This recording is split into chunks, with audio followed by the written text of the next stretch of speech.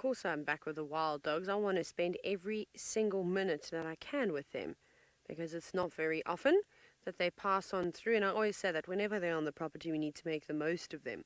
So this isn't one of the puppies though, as you can see it's much larger. It's one of the females. I don't think that she's the mother. I think, oh yeah, the puppies, here they come. Hi babies. Oh, they're so cute. Look at them. I mean, I don't know, if you don't think a wild dog puppy is cute, then I think you need to get yourself checked at the vet, because, I mean, that is just absolutely adorable. Look at that pose as well.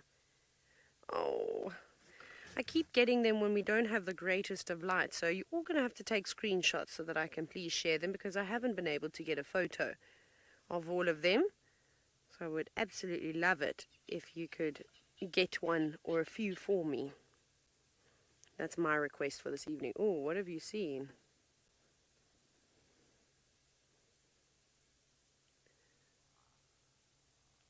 Sounds like they... Is that the buffalo? Yeah. You hear that?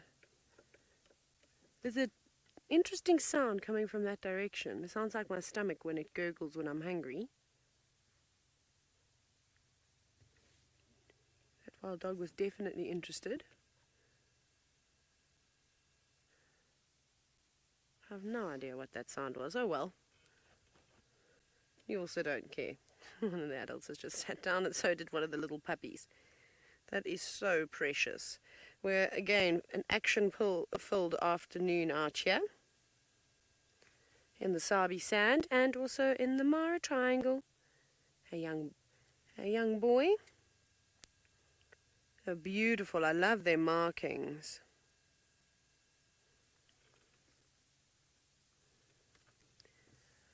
Well painted, so no, I don't think they suckle one another's pups, and the reason why I say this is because it's only the dominant pair that does the breeding. So there is only going to be one female that theoretically should be lactating, so the others wouldn't be lactating. With lions, and for example, that do allosuckle their young, and the other young within the pride, is that the reason for this is that there's more than one lioness that's producing milk. So there was only one lioness that was in the pride and producing milk. The others wouldn't suckle from any of the other females. So no, they don't. Here comes another adult. Also, there is I just want to let you know in case these dogs get fried.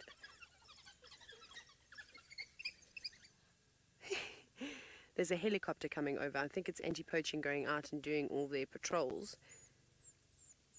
Yeah, I get into trouble. Look, being put in their place very quickly. Gemma, I've had a guess at it, and just from looking at their sort of age and how big they are, I think that they're probably around between 4 and 5 months old or so, somewhere along those lines. So they're still quite young. But as we've seen, they are feasting upon meat. Oh, you're getting all excited now. Little pups, or playing with one another. I'm hoping they're going to come up to the car and see what the vehicle's about, but we will just wait for them to do that. Remember, we can't stay here for too long. We won't stay here till after dark.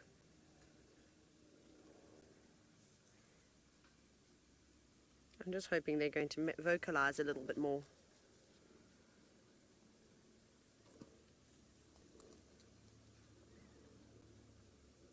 No, doesn't seem like we're going to be that lucky, but that sound is absolutely incredible. Oh, they're so precious. There they go. When they run to the adults, they make quite a bit of noise. So I heard that there were 7 of these puppies, but unfortunately one of them passed on. So that was very sad, but as you can imagine, there's lots of things that are against these little wild dog puppies. Where are you going? Being told to go home. Caitlin, no, I don't think wild dogs would be able to take down a buffalo. Perhaps if it was a very young buffalo calf, then perhaps the adults would be able to.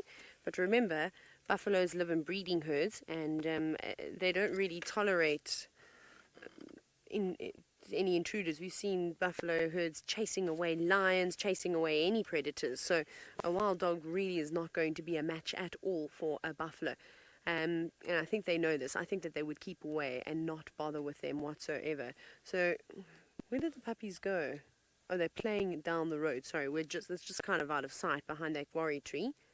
But you can just sort of see them rushing around, chasing one another. The adults just keeping an eye out. But luckily for the wild dogs, they've got such incredible hearing, so that before anything can make a move, they've picked up on whatever it is moving towards them, and they can react. For instance, like a hyena. Yes, Lulu Leopard, you can indeed tell the gender of the puppies. We just saw a young male now. I don't know if you saw. It obviously is quite difficult because they don't stand still for very long. But, I mean, we can try. Maybe with some better light. I have seen a couple of males. See, there's is that, what am I looking at? No, that looks like, is that a male? That's a male there. I got excited. I thought that was the female. That was maybe the mom, but that looks like the boy. You can indeed. You just got to look very carefully, of course. But it is. I find it to be a lot more obvious with the dogs than, for example, something like lions and leopards to try and sex at the same age. Just taking a rest, though. I love that pose. It's a very iconic pose of the wild dogs.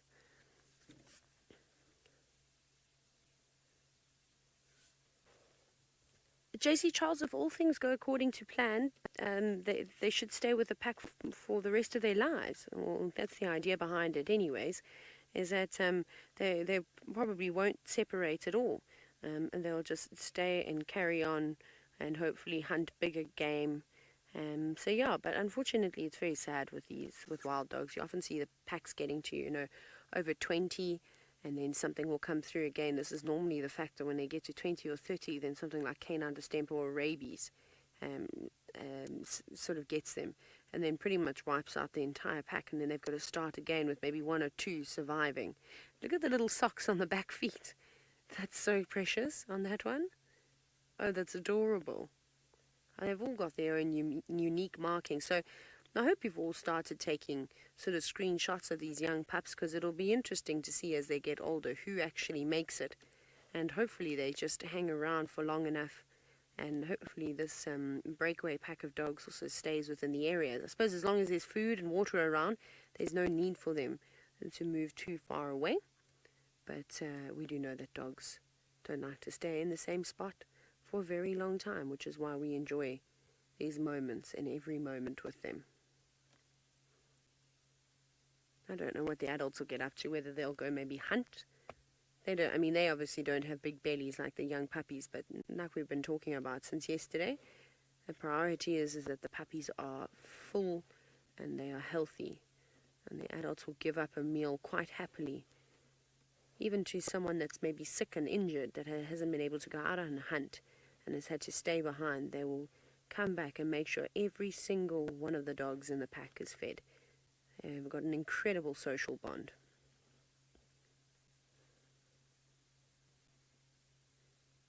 Fast asleep now. Panting. It's still quite warm. Still very warm, in fact.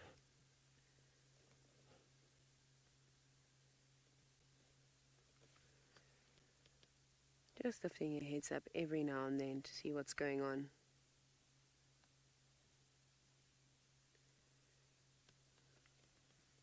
Superbikes? No. So the social structure within wild dogs and hyenas is slightly separate. There isn't a matriarch, so it's a dominant pair.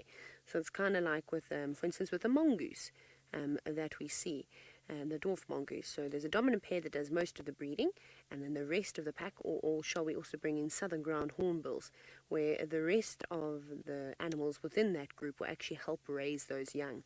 So even though,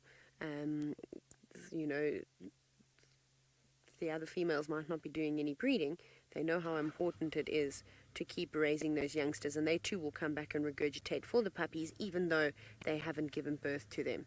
So that happens, like I said, with the southern ground hornbill species, where there's a pair that breeds and everybody else sort of comes through and will help raise them, make sure they have enough to eat and that they're well looked after, which is pretty awesome to see.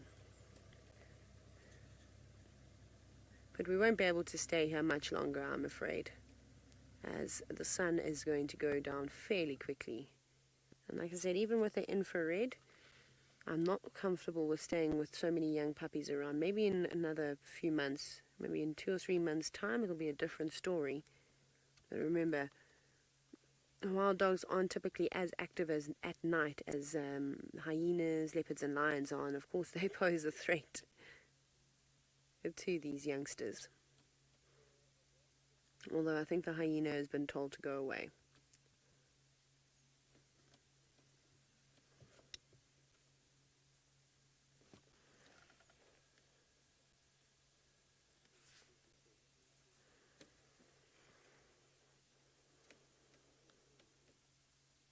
You can just hear the puppies moaning in the distance.